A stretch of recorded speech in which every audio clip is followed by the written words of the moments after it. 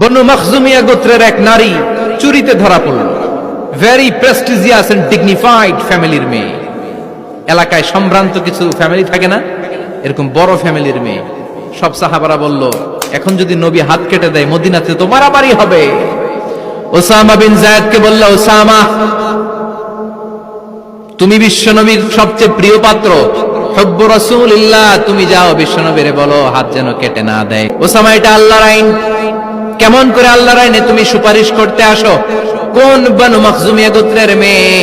ওই মেয়ে তো দূরের কথা, আমার কলিজার টুকরা ফাতেমাও যদি চুরি করে, আমি রামদা নিয়ে ফাতেমার ডান হাতটা এক কোপ দিয়ে কেটে দিতে এক মুহূর্ত দেরি করব না রে ওসামা।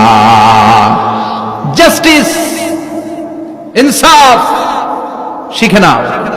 কেমন করে প্রতিষ্ঠা করেছে বিশ্বনবী, চিৎকার করে বলেন ঠিক কিনা? এগুলো হচ্ছে বিশ্বনবীর অভ্যাস, আচরণ।